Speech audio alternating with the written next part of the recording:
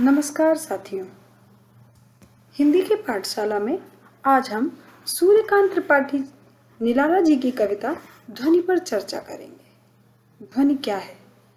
निराला जी ध्वनि के माध्यम से हम तक क्या संदेश पहुंचाना चाहते हैं? ध्वनि का अर्थ है आवाज, और कवि ने ध्वनि को माध्यम बनाकर, अपनी आवाज को माध्यम बनाकर हम तक क्या संदेश पहुंचाने का प्रयास किया है, हम इस कविता में देखेंगे।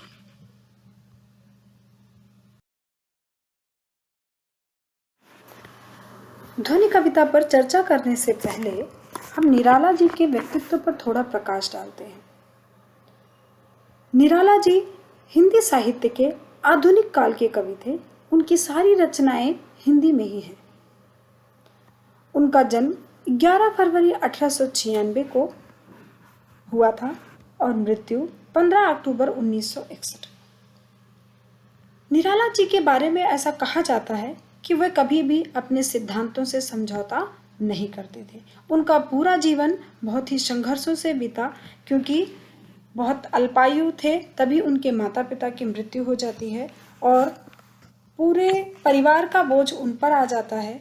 उनकी पत्नी का भी बहुत ही कम समय में देहांत हो जाता है। इस तरह से जीवन में अनेक संघर्षों को झेलते हुए भी उन्होंने कभी अपने सिद्धांतों से कोई समझौता नहीं किया है। गद्य में भी अनेक रचनाएं उनकी प्रसिद्ध हैं, लेकिन हिंदी साहित्य में वे अपने काव्य के लिए ही जाने जाते हैं। हिंदी साहित्य के आधुनिक काल के छायावादी युग के कवि हैं। छायावाद में 4 स्तंभ माने जाते हैं।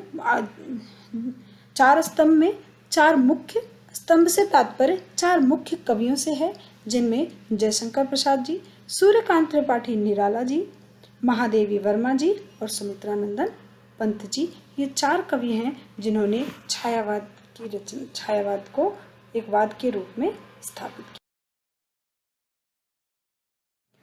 कविता को समझने से पहले शब्दार्थों का जानना बहुत जरूरी है, ताकि हम कविता के भावों तक पहुंच सकें। मृदुल का अर्थ है कोमल, पात का अर्थ है पत्ता, गात का अर्थ है शरीर, निद्रित का अर्थ है सोया हुआ, प्रत्यूष का अर्थ है प्रातःकाल, तंद्रालस का अर्थ है नींद से अलसाया हुआ, लालसा का अर्थ है कुछ पाने की चाह, अभिलाषा या फिर इच्छा।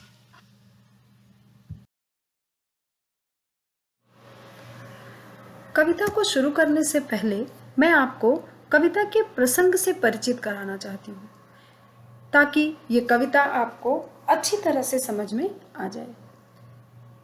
निराला जी अपने साहित्य में, अपनी कविता में सामाजिक समस्याओं और यथार्थ के विषय को शामिल करते थे, जिसके कारण कुछ कवियों का मानना था कि कविता के एक नए विषय को लेकर के यदि कविता लिखी जाती है तो वो शायद हमारे चलन में नहीं है, उसको कम पसंद किया जाता है। इसलिए वो उनका मानना था कि निराला के कवि जीवन का अंत होने वाला है, और उन्हीं को प्रत्युत्तर देने के लिए निराला जी ने ये कविता लिखी है। क्योंकि निराला जी एक आशावादी दृष्टिकोण के मानने वाले थे। वो हमेशा आशावादी विचारधारा के थे और उनका ये मानना था कि उनको हमें सफलता जरूर मिलेगी।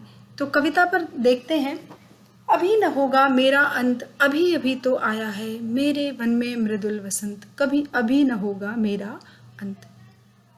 निराला जी कहते हैं कि अभी मेरा अंत नहीं हो सकता, अर्थात मेरे कवि जीवन का अंत अभी नहीं होगा। अभी अभी तो मेरे वन में, मेरे जीवन में वसंत का आगमन हुआ है। वसंत एक ऋतु है जो सभी ऋतुओं में सर्वश्रेष्ठ मानी जाती है, क्योंकि इस समय संपूर्ण धरा रंग बिरंगे फूलों से भरी हुई होती है। ऋतु सामान्य होती है, ना अधिक गर्मी होती है ना अधिक सर्दी होती है। बहुत ही अच्छा मौसम होता है और सभी इस समय खुश होते हैं। पूरी प्रकृति रंगीन दिखाई देती है।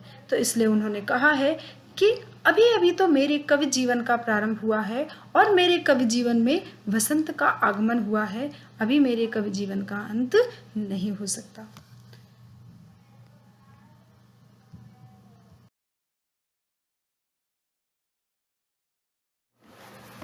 हरे हरे ये पात, डालियां कलियां कोमल गात, मैं ही अपना स्वप्न मृदुल कर, फेरूंगा निद्रित कलियों पर, जगा एक प्रत्यूष मनोहर।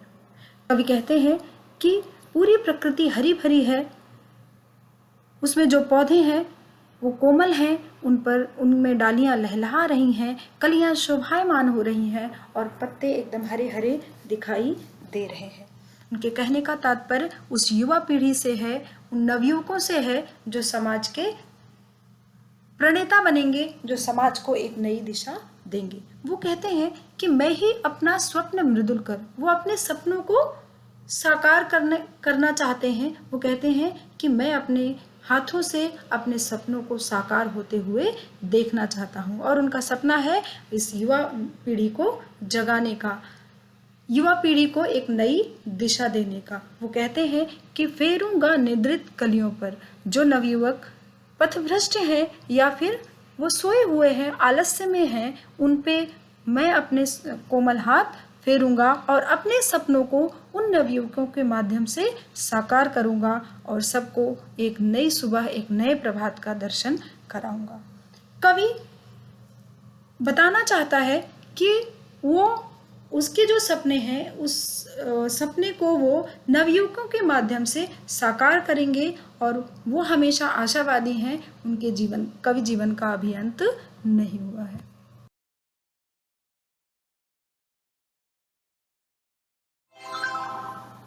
कविता के आगे की पंक्तियां हैं, पुष्प पुष्प से तंद्रालस लालसा खींच लूंगा मैं, अपने नव जीवन का अमृत सहर्ष सींच दूंगा मैं। कवि कहना चाहता है कि एक एक फूल से आलस्य को खींच लूंगा, अर्थात आलस्य में पड़े हुए नवयुवकों के मन में एक नए जीवन का अमृत प्रसन्नता से मैं भर दूंगा। जैसे वसंत के आगमन पर लोगों के जीवन में एक नई उमंग का संचार हो जाता है, वैसे ही इन नवयुवकों के जीवन से निराशा को दूर करके एक नई आशा, नई स्फूर्ति का संचार मैं करूंगा, जो समाज को एक नए पथ पर, एक नए मार्ग पर लेकर जाएंगे।